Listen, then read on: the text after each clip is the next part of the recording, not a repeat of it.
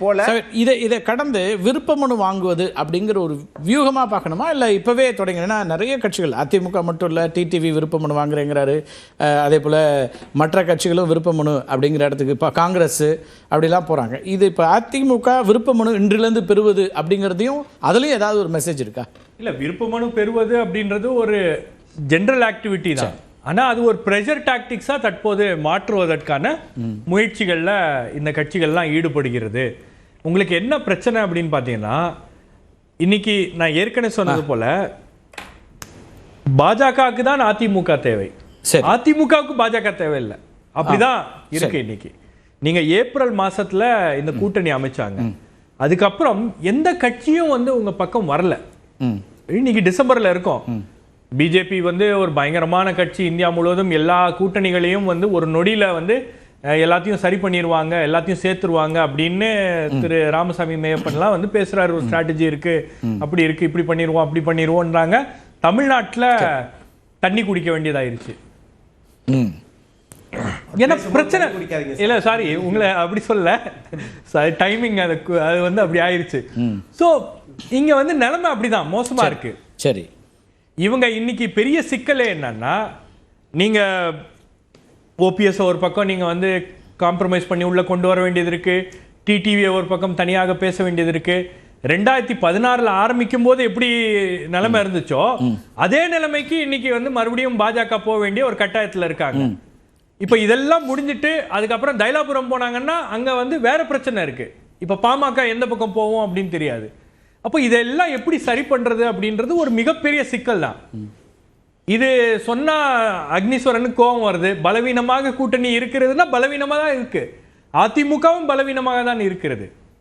அதிமுகவால வந்து ஒரு கூட்டணியை வந்து உருவாக்கிடுவோம், ஒரு பிரம்மாண்டமான கூட்டணியை உருவாக்கிடுவோம் அப்படின்றாங்க. உருவாக்க முடியலையே. இன்னைக்கு பிரச்சனையே அதுதான். அப்ப இன்னைக்கு பாஜகவும் வந்து அந்த முயற்சியை செய்கிறது. பாஜக இப்ப என்ன, முதல்ல வந்து ஜெயபாண்டா அவர்களை போட்டு சில விஷயங்களை பண்ணாங்க, முடியல. பீகார் தேர்தலில் ஒரு ஃபார்முலா அவங்களுக்கு வந்து கிளிக் ஆயிருச்சு. மகாராஷ்டிரா, பீகார். இப்ப இதெல்லாம் தெரியாமலா திரு அமித்ஷா வந்து பீகார்ல இருந்து ஒரு சவால் கொடுப்பாரு? ஏதோ ஒரு திட்டம் இருக்கும்ல, ஏதாவது ஒரு பிளான் இல்லாமலா இருக்கும்? அவர் இப்ப மட்டுமா சவாலை கொடுத்திருக்காரு? அவர் அப்பவே பல காலமா சவால் தானே கொடுத்துட்டு இருக்காரு அவரு. நீங்க கடந்த முறை 2024 எலெக்ஷன்ல 10 சீட் ஜெயிக்கிற மாதிரி ஏதோ பேசினாங்கன்னு நினைக்கிறேன் தேசிய ஜனநாயக கூட்டணி. அப்போ இதே மாதிரி ஒரு சவால் தானே கொடுத்தாங்க, ஜெயிக்க முடியலங்க. ஓகே, உங்களுக்கு வெஸ்ட் பெங்காலையும் சவால் கொடுத்தாங்க, வெஸ்ட் பெங்காலையும் ஜெயிக்க முடியல. கள நிலவரம் என்பது இன்னைக்கு அவர்களுக்கு சாதகமாக இல்லை அப்படின்றது பாஜக உணர்ந்திருக்கிறது. உணர்ந்ததன் விளைவு அதிமுகவையாச்சும் பிடிச்சு வச்சுக்கணும். ஏன்னா இப்போ அதிமுக விட்டோம்னா எங்கேயாச்சும் தாவேக அதிமுக கூட்டணி அமைந்து விடுமோ அப்படின்ற ஒரு அச்சமும் அவர்களிடம் இருக்கிறது. அதனாலதான் இந்த கூட்டணி இந்த விஷயத்தெல்லாம் இழுத்துட்டே அங்க இருந்தாலுமே அந்த கூட்டணியில தடை இல்லைங்கிறீங்க. இதை ஃபாஸ்ட் ட்ராக் பண்ணணும்னு சொல்லிட்டு தான் இப்போ அதிமுகவுக்கு நன்கு பரிச்சயமான அதிமுக தலைவர்களுக்கு சொன்ன கூட்டணி வச்ச பிறகும் அவங்களுக்கு வந்து வேற எந்த சிந்தனையும் வந்துடாம இருக்கணும்னு பியூஷ் கோயல போடுறாங்க. பியூஷ் கோயல கொண்டு வராங்க. பியூஷ் கோயல் வந்து இங்க எப்படி நயினார் நாகேந்திரனோ அதே மாதிரி தேசிய அளவில் பியூஷ் கோயல் வந்து அதிமுகவுக்கான ஒரு நயினார் நாகேந்திரன் நட்பாக இருப்பாங்க, ஒரு நட்பாக இருப்பார்.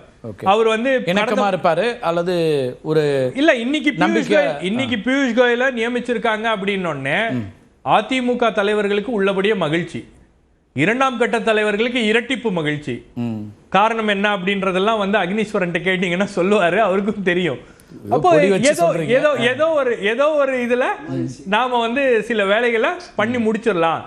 ஏன்னா 2019 நாடாளுமன்ற தேர்தலின் போது பாஜக கேட்ட தொகுதிகள் எவ்வளோ, 25-15 ஃபார்முலா அப்படின்லாம் பேசினாங்க.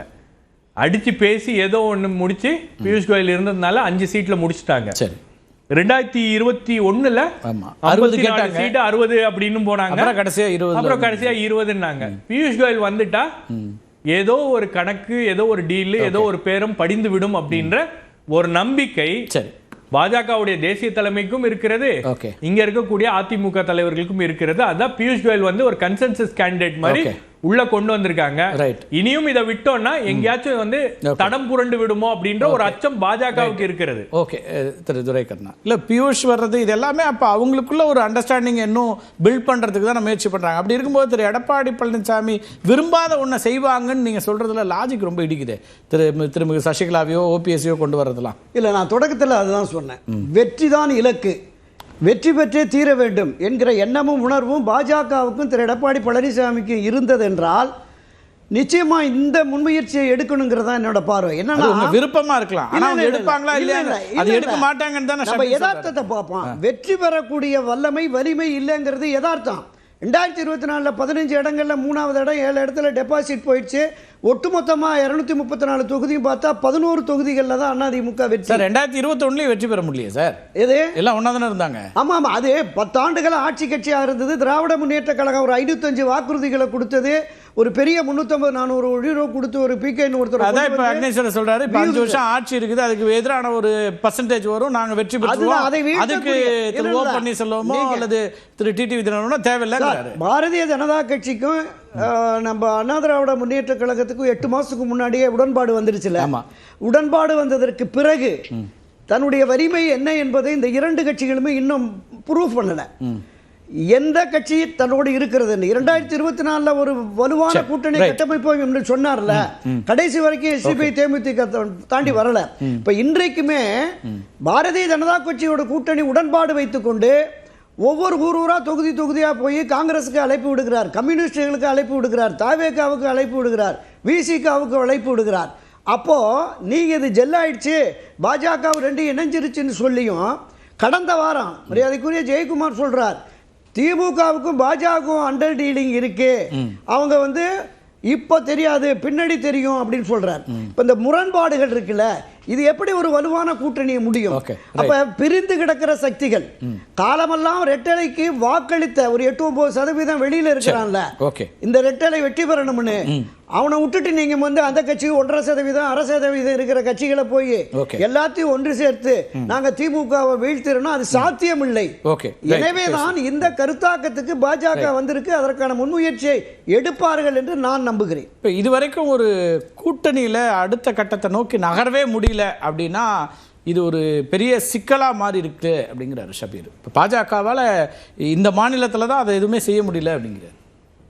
பாஜக ப்ராக்ரெசிவா பெட்டரா பண்ணிட்டே வந்திருக்காங்க. 1990 சார் கூட்டணியில 8 மாதம் ஆயிடுச்சு, அடுத்த கட்டத்தை நோக்கி நகரவே முடியல அப்படிங்கிறாரு. சார் 8 மாதம் களத்துல இறங்கிடுச்சு சார். தொகுதி குழு, மாவட்ட குழு, மாநில குழு, அமைச்சர்கள் குழு, பூத் கமிட்டி, அவர் இதுவரைக்கும் இல்லாத அளவிற்கு அதிமுகவினுடைய பொதுச் செயலாளர் போறதெல்லாம் துரைக்கண்ணா சார் பேச மாட்டாரா? நிறைய 175 தொகுதிகள்ல லட்சக்கணக்கான மக்களை சந்திச்சிருக்கார். அப்ப யார் போன லட்சக்கணக்கான மக்களை சந்திச்சுட்டு வந்திருக்கார். வெற்றிக்கான அததான் சொல்றேன், அந்த வியூகத்தை வெற்றிக்கான வியூகத்தை வகுக்கலன்னு நான் சொல்றேன். என்ன ஷபீர்? ஒண்ணும் இல்ல சார், இப்போ பாஜக கூட்டணி அமைஞ்சிருச்சு, அதிமுகவோட கூட்டணியில இருக்காங்க, பிரதான எதிர்க்கட்சியோட கூட்டணியில இருக்காங்க. திரு நயினார் நாகேந்திரன் அவர்கள் பிரச்சாரம் போறாரு.